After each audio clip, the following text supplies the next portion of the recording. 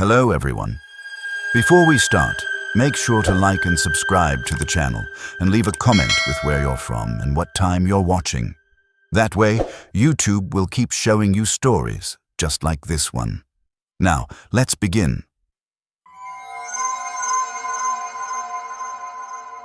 My name's Frank, and after 41 years of hauling freight across every highway in America, I was 3 days away from retirement.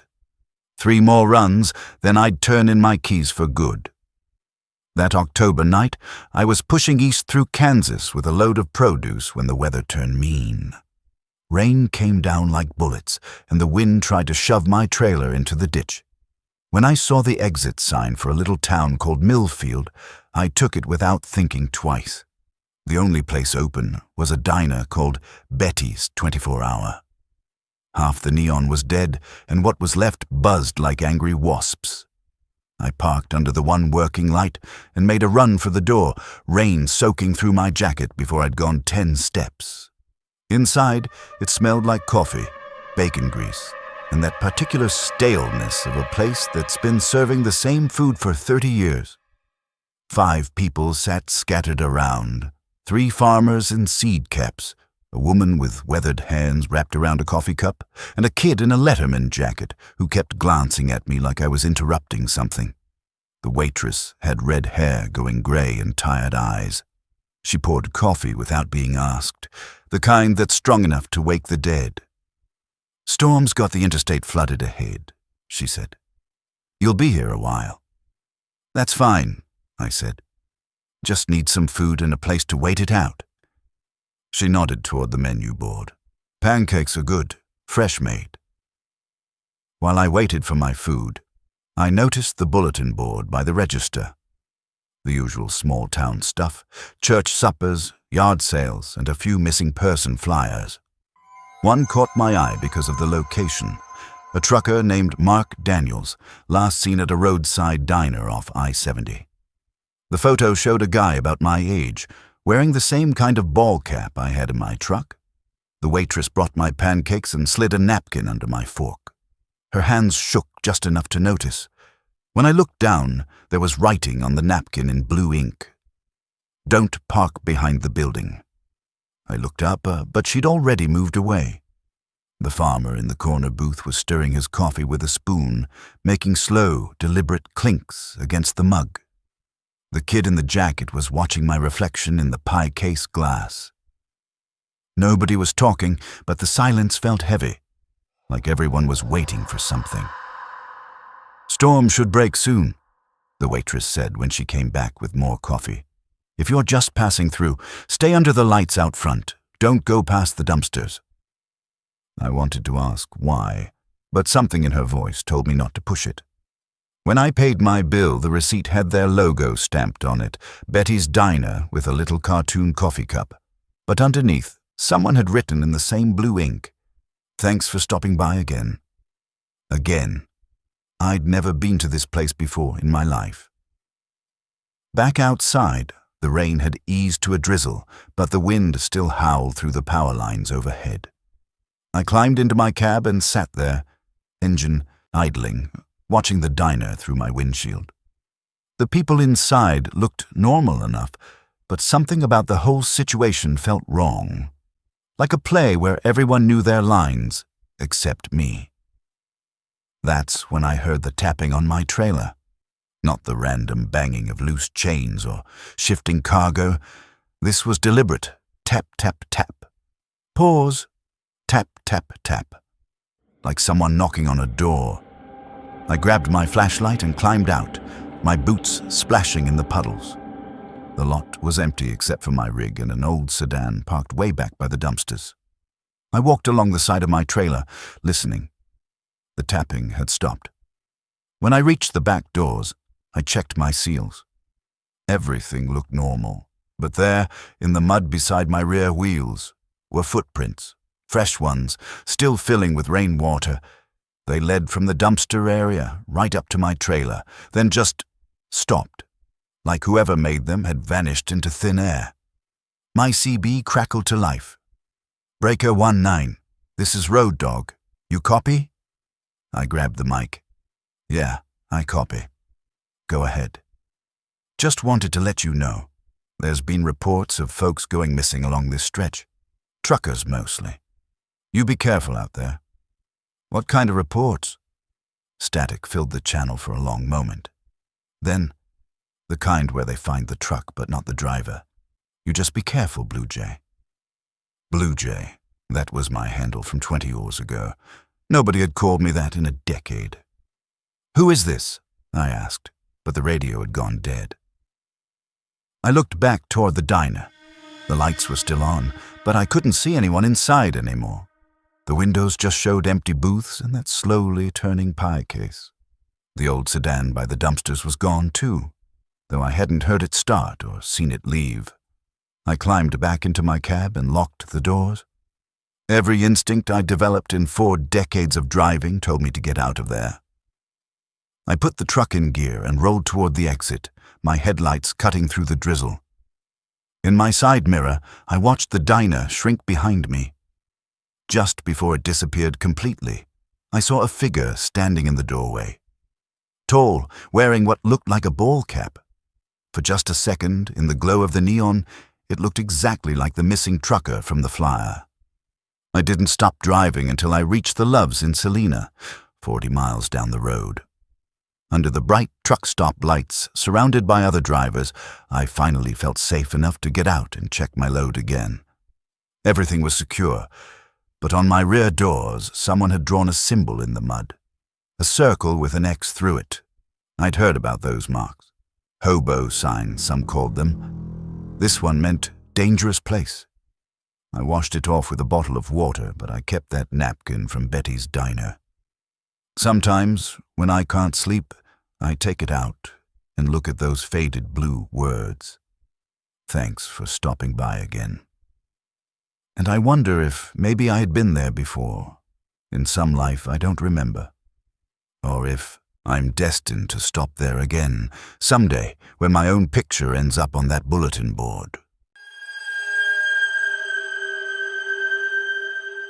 2 days from retirement, I was running electronics from Phoenix to Minneapolis when I decided to take the scenic route through northern Arizona. It was one of those clear desert nights where you can see every star, and I wanted to savor it. This was my second to last run, and I figured I'd earned the right to enjoy the view. Around midnight, I pulled into the Meteor Crater rest area. It's one of those concrete and steel places built in the 70s, all sharp angles and government efficiency. A couple of vending machines hummed under fluorescent lights, and there were maybe 3 other vehicles in the lot, a minivan with out-of-state plates, a pickup truck with a camper shell, and a sedan parked way out in the shadows. I needed to stretch my legs and use the facilities, so I set my brakes and climbed down. The desert air was crisp and clean, carrying the scent of sage and something else. Something metallic that I couldn't quite place. Maybe it was just the smell of the crater itself, that ancient impact site a few miles away. Walking back from the restroom, I noticed something odd. There was a white zip tie looped around my passenger door handle.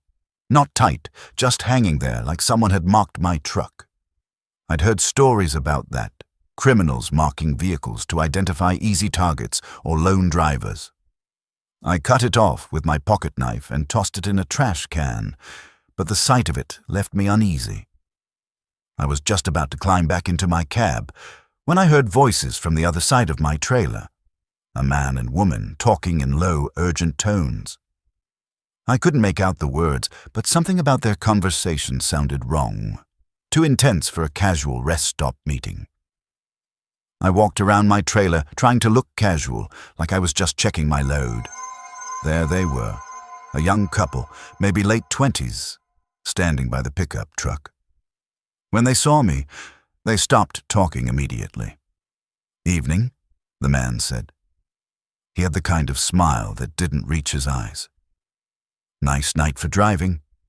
"Sure is," I replied, keeping my distance. The woman stepped closer. "We're having some car trouble. Our fuel pump went out. You wouldn't happen to have any tools we could borrow?" I glanced at their pickup. It was running fine. I could hear the engine idling, see the exhaust vapor in the cool air. Sounds like it's running okay to me. The man's smile faltered. It's intermittent, keeps cutting out. Something about their story didn't add up. The way they positioned themselves, blocking my view of their license plate. The way the woman kept glancing toward the shadows where that sedan was parked. The fact that they'd approached me instead of flagging down the highway patrol. I can call for help, I offered. There's a substation about 20 miles east. That's okay, the woman said quickly. We'll figure something out. They backed away then, disappearing into the darkness beyond the rest area lights. I stood there for a moment, listening to the desert wind and the distant hum of traffic on the interstate. Everything felt wrong, but I couldn't put my finger on why. Back in my cab, I tried to settle down for a few hours of sleep. I'd set my alarm for 4 a.m., planning to get back on the road before dawn. But every little sound made me jump.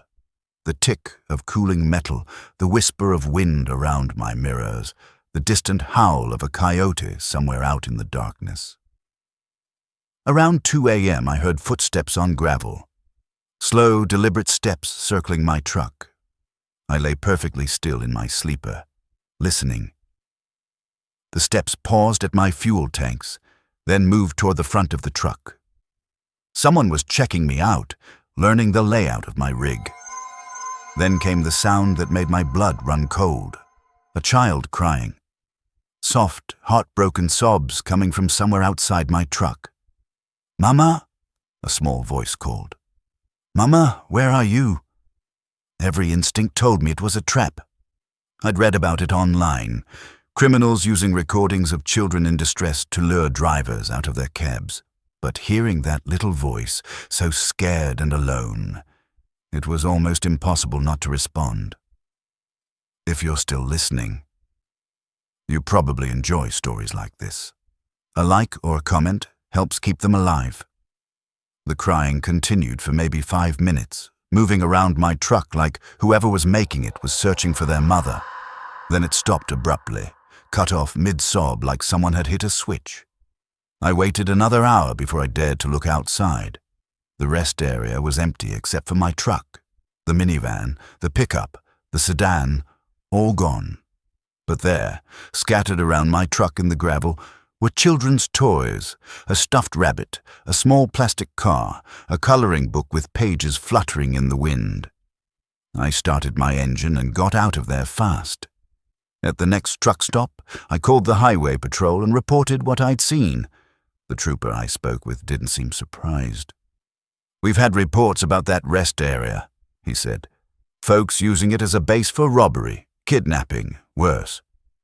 That crying you heard. We think it's a recording they play through a portable speaker. They use it to get drivers out of their cabs. What about the toys? Probably left them to mess with your head. Make you think there really was a kid in trouble. It's psychological warfare." I made my delivery in Minneapolis and drove straight back to the terminal. That was my next to last run, but I couldn't shake the memory of that child's voice, so realistic, so heartbreaking. Part of me still wonders if there really was a kid out there, lost and scared, while I sat in my cab doing nothing to help.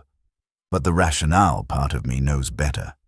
In 41 years of driving, I'd learned to trust my instincts, and my instincts told me that whatever was happening at that rest area, it wasn't about helping a lost child. It was about making me into the next missing trucker on some bulletin board.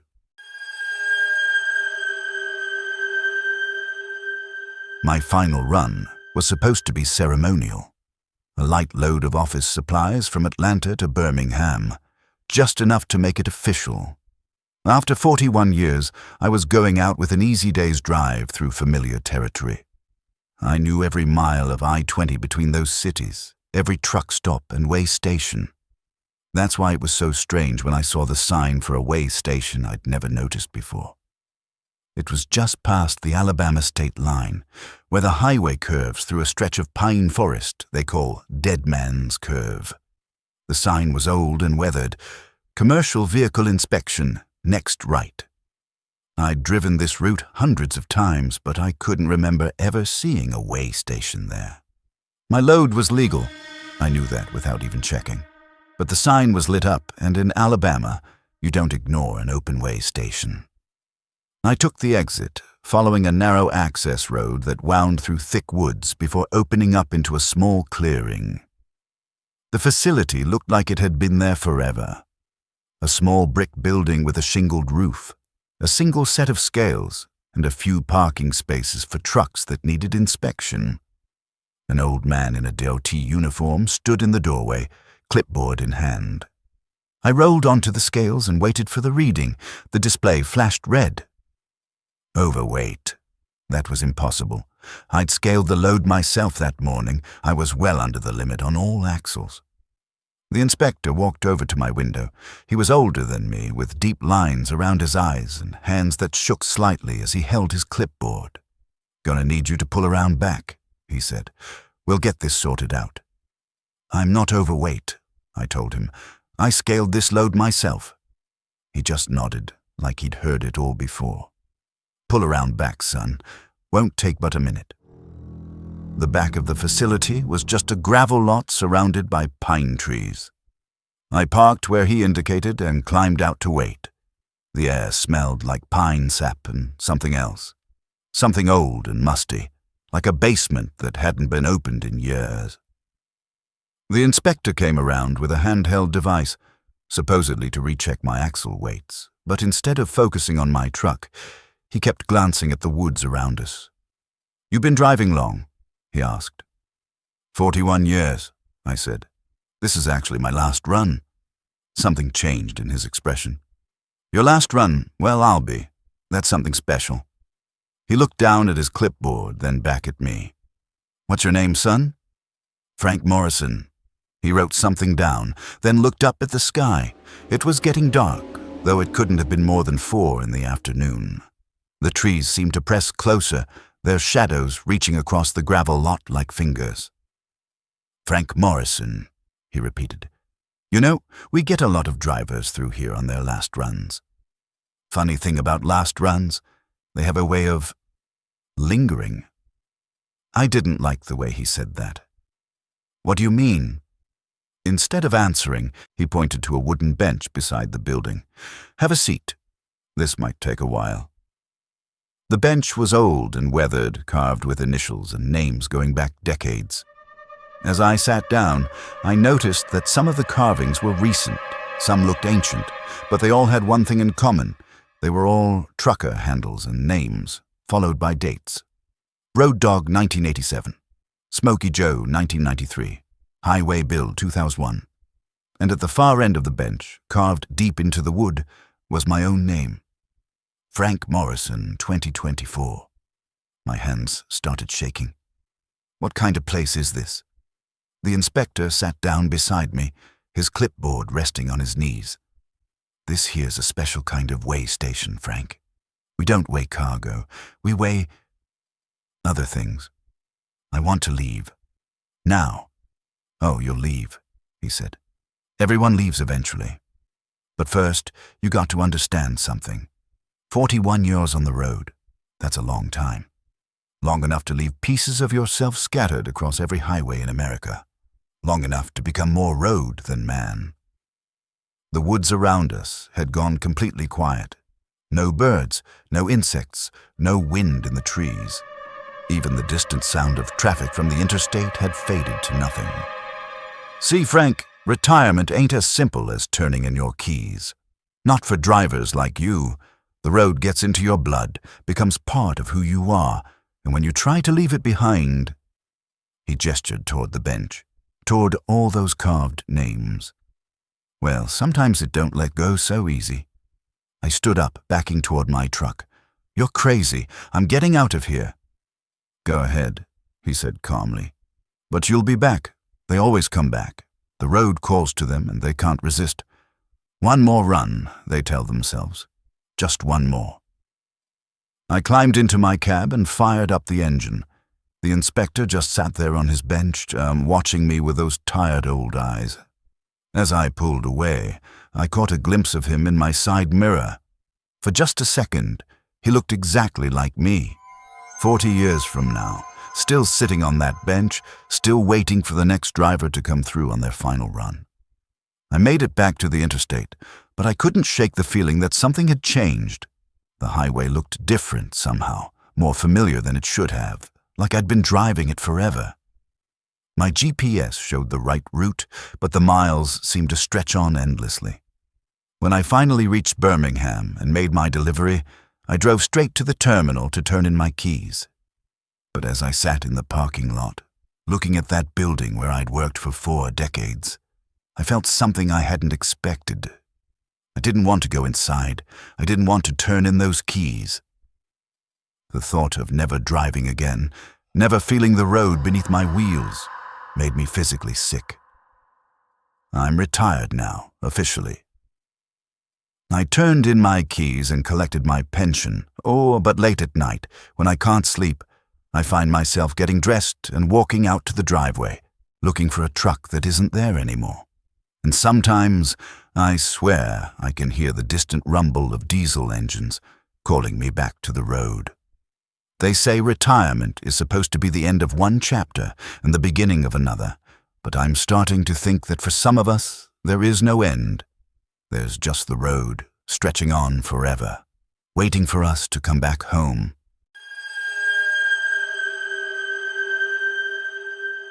On my very last night as a professional truck driver, I wanted to do something I'd never done before, stay in a real motel instead of sleeping in my cab. After 4 decades of truck stop parking lots and rest area naps, I figured I'd earned one night in an actual bed. I was running empty for my final delivery in Jacksonville, heading back to the terminal in Atlanta, when I saw the sign, Blue Moon Motor Lodge, clean rooms, reasonable rates. It was one of those old-fashioned motor courts from the 50s, the kind with individual cabins arranged in a horseshoe around a gravel parking lot. The office was small and cluttered, with wood-paneled walls covered in faded photographs of the motel's glory days. Behind the desk sat a woman who looked like she'd been there since the place opened. She had steel-gray hair and sharp eyes that seemed to catalog everything about me in a single glance. "Just need a room for the night," I said. "Something where I can park my rig close by." She slid a registration card across the counter. "Room 7's at the end. You can pull right up to the door." She handed me an old-fashioned key attached to a plastic fob shaped like a crescent moon. "Rules are simple. No visitors after 10, no noise after 11, and if someone knocks on your door after midnight, don't answer." "Why not?" She just looked at me with those sharp eyes. "Because it won't be us." Room 7 was clean but dated.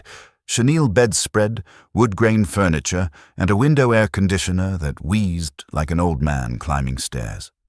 I parked my truck right outside the window where I could keep an eye on it.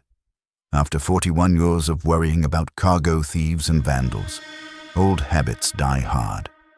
I took a long shower, ordered a pizza from a place that actually delivered to the motel, and settled in to watch TV. It felt strange, being in a real room with real walls instead of the narrow confines of my sleeper berth. For the first time in weeks, I started to relax. Around 11:30, I heard voices outside. A man and woman talking quietly as they walked past my window. Nothing unusual about that. Motels are full of people coming and going at all hours. But something about their conversation made me listen more carefully. "Been driving for 40 years, the man was saying. "This is his last run." "Perfect," the woman replied. "He'll be tired, emotional, easy to approach." I sat up in bed, suddenly alert. They were talking about me. But how could they know about my retirement? I hadn't mentioned it to anyone at the motel. The voices faded as they moved away from my window. I got up and peered through the curtains, but I couldn't see anyone in the dimly lit parking lot. Just my truck and a few other vehicles scattered around the horseshoe of cabins. At 12:15, someone knocked on my door. It wasn't a normal knock. Not the quick rap of someone in a hurry or the firm knock of authority. This was slow and deliberate. 3 soft taps followed by a pause. Then 3 more taps, like a code. I remembered what the desk clerk had said. If someone knocks on your door after midnight, don't answer.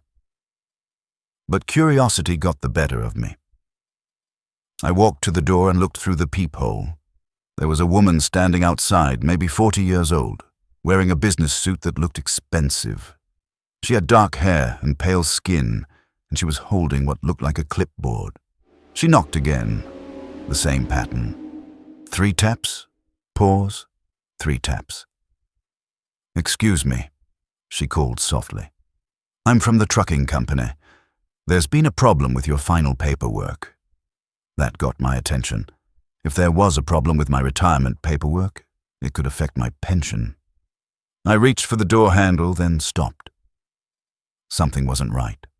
What trucking company representative would show up at a roadside motel after midnight, and how would they even know I was here?